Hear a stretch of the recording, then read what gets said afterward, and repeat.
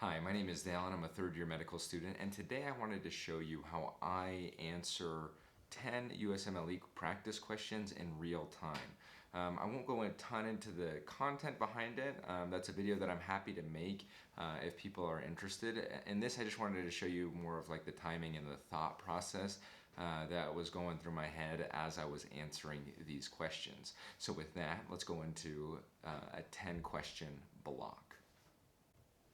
So I was going to be reviewing in real time what I was thinking. Okay, so I see a 37-year-old woman with right lower extremity edema. I'm starting to think DVT right away. Then she has this pleuritic chest pain. Okay, I'm thinking PE, which then they go ahead and tell you is what she does have. And then it says, what would be the most specific indicator of pulmonary arterial hypertension? So here I'm just looking for something that has right heart strain. The increased jugular venous pressure, that could indicate some right heart failure, but then you'd also expect some peripheral edema, and since there was both those answers there, I immediately eliminated that. Presence of an S3 is more for heart failure, and then pulmonary crackles would show fluid in the lungs. So I went with the P2 louder than A2 because that would show strain against that pulmonic valve. All right, on this one, there's a 43-year-old woman, and she's come to the emergency department because of nausea and vomiting. She's got type 2 diabetes, so I don't think that this is DKA. And then it goes on to say that she's been drinking and that she had a trichomonas infection and she was taking metronidazole. So I'm looking for something. I know that this can cause a disulfiram-like reaction, so I'm just looking for any answer that gives me that. Which here the first one is that accumulation of the acetaldehyde, because there is actually an inhibition of those enzymes to break down alcohol.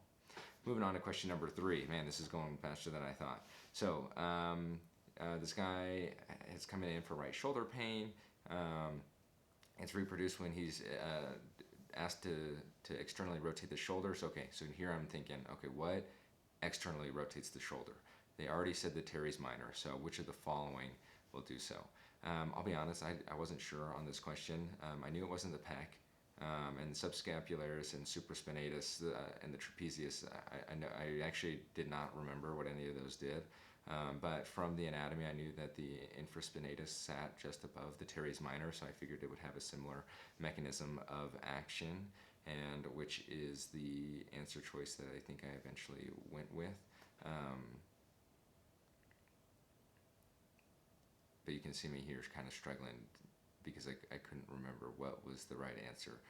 So when I get in situations like this, I'll typically mark the question and go back to it. I know some people don't like to do that, but for me, I want to not think about it anymore, and move and use some brain power on things that I am confident on, and then if I have time, I can go back and check on.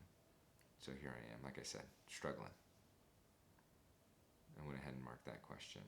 All right, so then I get this 44-year-old man, and I think he's starting to take vincristine for whatever, for some sort of for small cell lung cancer, and then he's got this decreased reflexes and some sort of neuropathy in his extremities.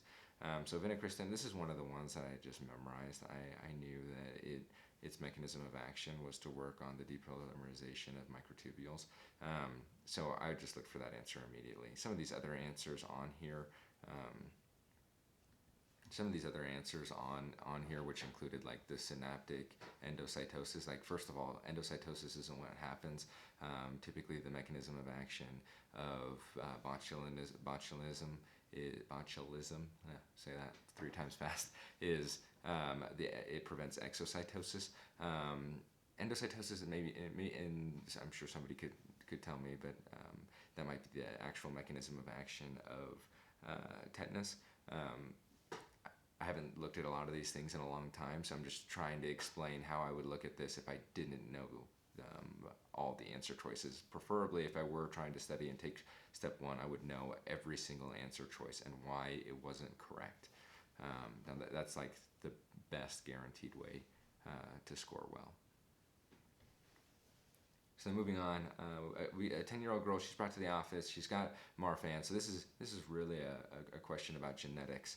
And when I looked at the thing, and it just says that there's a nucleotide difference that does not change the amino acid. So I'm looking for something that's benign. So anything that talks about a disease pathologic process, I can automatically eliminate as I'm reading through these answer choices. So the first one, it is a disease-causing mutation in the patient and her mother. Probably not. Because like I said, this is not a path, there was no change in the amino acid, so it's not going to change the protein. And then it's a polymorphism. Yeah, that could be polymorphisms. Can occur without any real significance. It is a sequence variant of unknown significance. Now this one I was like a little tripped up on because I thought, well, I really don't know the significance of it, but it didn't change the nucleotide, so to me it does have a significance in that it didn't change the protein. D is it will change the folding of the protein. It won't, because it just said it didn't change the amino acid. And then E, it will result in a truncated protein. Definitely not. It didn't change the amino acid. Okay, so one of these are interesting because you see a lot, almost more of these in the clinic than you do some of those other biochem questions. And you have this angry patient because she's been waiting all afternoon. Now, always for the step one or any other board question, you apologize to the patient and you thank them for waiting, and then you get into the exam. You don't make any excuses. All you do is you thank them for waiting, and then you move on with the appointment. So these should be really quick questions that will give you time for other questions. Now, this one, I hated these questions where they gave you ups, downs, and then an answer at the end, kind of like this one where it was filtration or absorption.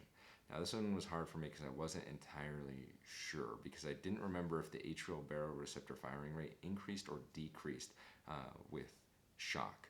So here's how I did it. I know that systemic resistance needed to be up because in shock you're going to want to keep that perfusion, you want to keep that pressure. So I knew that it had to be up, so that automatically eliminated about half the answers for me. The pulmonary vascular resistance, again, I was like, I'm not really sure if that would be up or not. My gut was up because I figured if the patient is hyperventilating and you're getting all that oxygen, there would be some arterial constriction. So in the pulmonary arterial constriction, so I thought, okay, well, that could be an option as well. And then for the systemic capillary fluid transfer, I was like, man, your body's going to want to, it's losing volume, it's going to want to hold on to as much of it as it possibly can.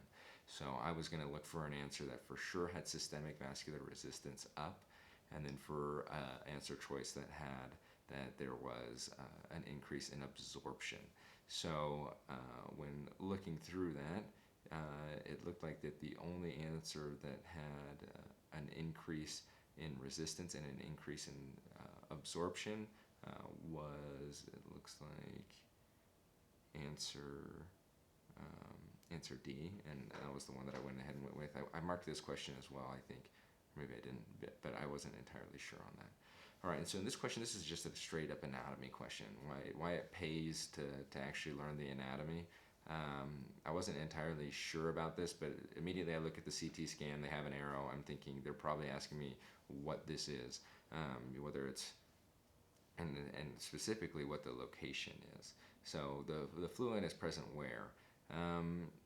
Now, I'm going to be honest, I know that's the stomach, and I know that that's, and it looks like maybe it's from there, the large intestine. And so for me, I know the omentum is connected to that large intestine, so I just went with that answer with the lesser sac. Now this question, some of these epidemiology questions, a few of you have emailed me asking how I improved my score on this, and I'm going to be honest, I think that these are some of the easier slam dunk questions that you can get. This one threw me off just a little bit because it said, what is the likelihood? And I was thinking that I would have to calculate a likelihood ratio, but to do that you need to know the prevalence or the incidence of the disease. I should probably know that, and look it over. So because I didn't have that, I was like, okay, I'm just going to calculate a positive predictive value, which in this case would be 40 divided by 60. So what is the chance that her positive test is a true positive, which is how you do positive predictive value, which in this case would be 0.67. Now, for those of you who really struggle with predictive values, or with epidemiology in general, I highly recommend that you take the time, because if you can blow some of most of these questions are actually very straightforward if you understand the concepts behind them, and can actually save you a lot of time on the exam when you have some of those more difficult questions that you want to go back to, like the one that I had marked with the mechanisms or the actions of the rotator cuff. All right, and then, okay, so this one I see all the time. It's a case of a woman who's brought in who's only a Spanish speaker. This one is easy for me because I am trilingual. I speak Spanish, Portuguese, and English, and even though I'm a fluent Spanish speaker, grew up speaking Spanish, I have yet to take some of the exams, mostly from, I wouldn't say laziness, but maybe a little bit of laziness. And so I know that you need a telephone interpreter unless you have a certification. So here I'm just going back, and I'm thinking, all right, do I want to change any of these answers? And the truth is, I don't know if I would do anything different, so I just decided to go through and check all of my answers at this point.